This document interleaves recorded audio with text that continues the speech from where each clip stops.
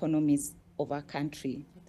And so on this proposed finance bill, we are seeing that as workers, we have been targeted, and especially the public sector workers on matters taxation.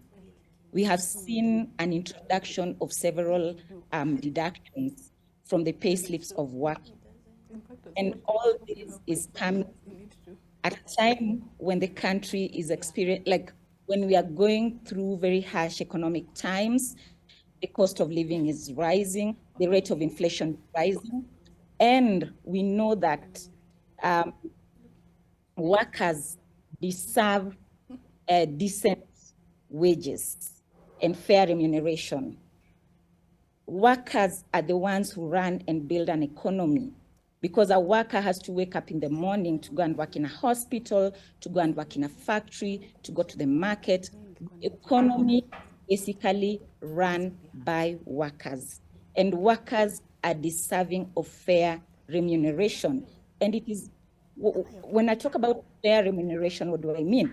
I mean that you need to be paid wages or salaries that can sustain your lifestyle over, consistently. And for this to happen, it means that salaries, wages that workers get should always be commensurate to the existing economic situation in a country. But over the years, we've seen that despite the GDP growing, despite the rates of inflation going up, salaries have consistently lagged behind. And this continuously erodes the purchasing power of workers.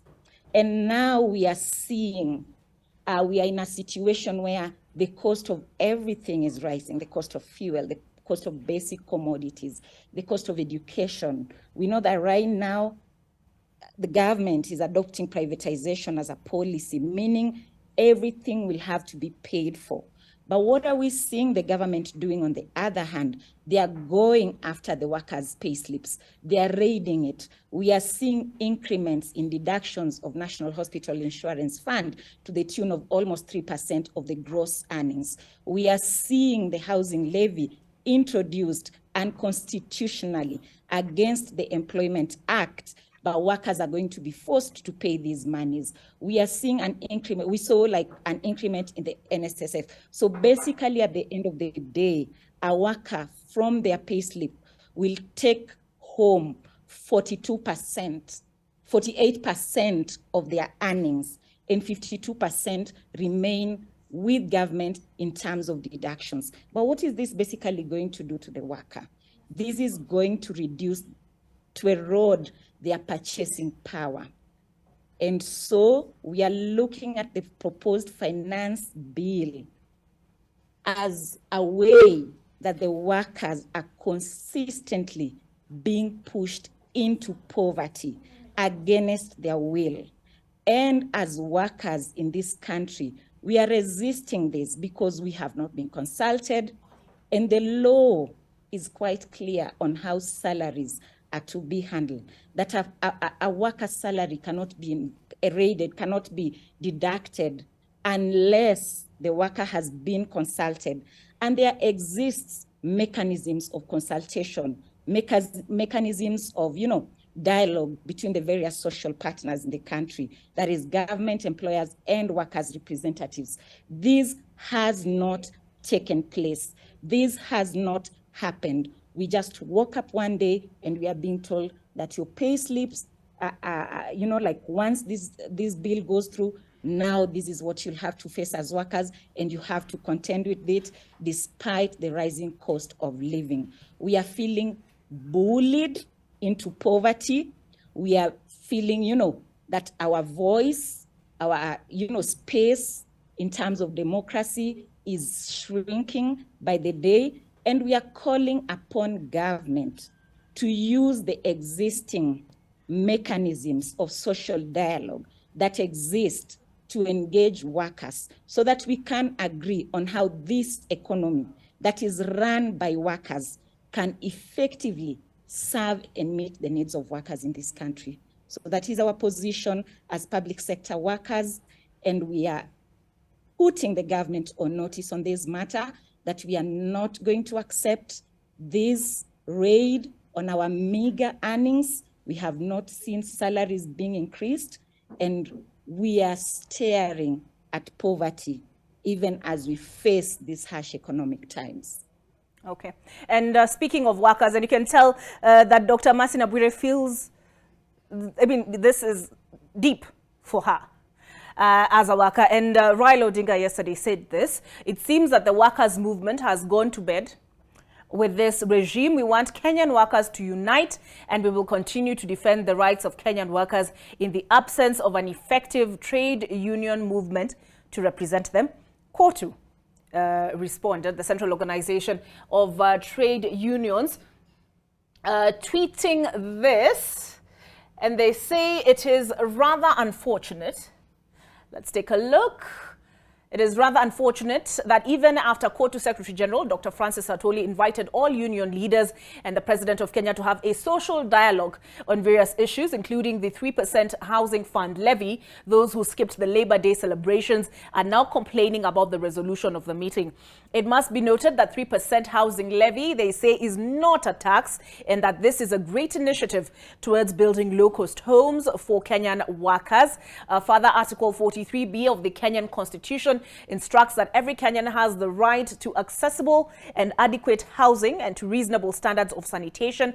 The government of Kenya has made it clear that first, they have already invested 5 billion shillings into the housing fund, and second, those who contribute to the housing fund and later wish to withdraw their contributions will have access to their savings with interest. It is therefore very regrettable that a constitutional right and an agreement between the government and workers is politicized. KOTU Kenya would like to encourage the trade unionists who skipped the Labor Day celebrations and the meeting with the president to embrace social dialogue and stop politicizing serious matters. It is among the issues that Raila Odinga took on yesterday in his press briefing. And if you're wondering where the tsunami of taxes came from, it was from that said briefing. And on the question of housing, the 3%, here it is. He said this is illegal borrowing. According to the bill, those who do not qualify for the affordable houses will have their monies refunded or transferred to beneficiaries after 7 years. There is no mention of interest accrued on the money. KOTU says there is. And Raila Odinga also took the position that there is also no guarantee that the housing scheme will work where schemes like NSSF and NHIF have been crippled by corruption. Dr. Nabwire, before I pose a question to Wanjiku, are trade unions divided on this housing levy? I want to state very clearly about and set the record straight. The social dialogue mechanisms and frameworks where the government, the employers, and workers' representatives engage are clearly spelled out on how these engagements take place.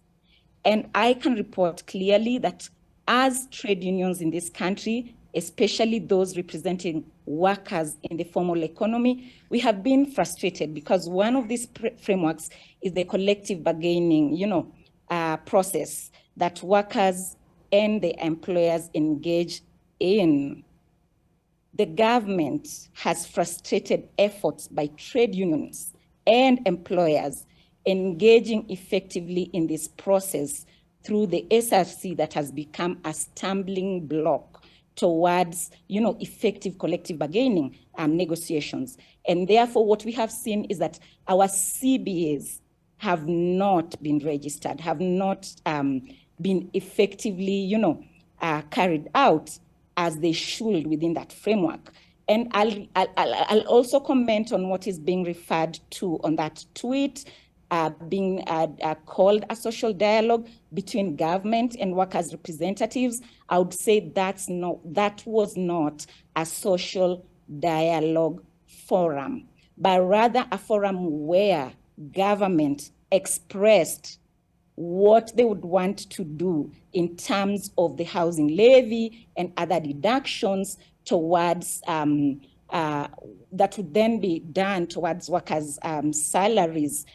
but representatives of workers who were present at that forum did not get the opportunity to express, to negotiate, and take a stand on the same. Therefore, we cannot say that representatives of workers agreed to these deductions, agreed to the, that illegal raiding of our pay slips in the name of a housing fund that was previously voluntary and now is being made mandatory. We are calling upon government once again, let us use the existing social dialogue mechanisms to agree, to negotiate some of these things, some of these, deductions that they want to impose upon us. So yes, I will not agree that trade unions, are not agreeing on this matter. On Sunday, representatives of workers, especially those from the public sector, were very clear on their position on this matter. And you need to realize, as representatives of workers, we speak for our members. And I can tell you right now, there's an outcry. Every single worker in this country does not want a reduction in their pay. They are barely surviving. Workers are barely surviving in these harsh economic times with the little money that they are getting. So how then will they celebrate? How then will they welcome this raid on their pay slips? And that is why we are saying we run the economy. We build the economy as workers.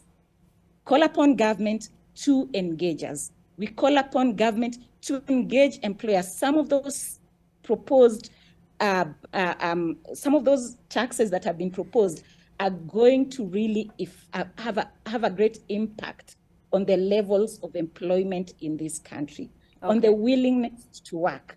And therefore, our position as representatives of workers is to reject the proposals, and we reject it in totality, and we are going to petition Parliament to reject those proposals and engage representatives of workers in the proper frameworks of social dialogue. All right, thank you for that. Sorry, I needed to get that clarity.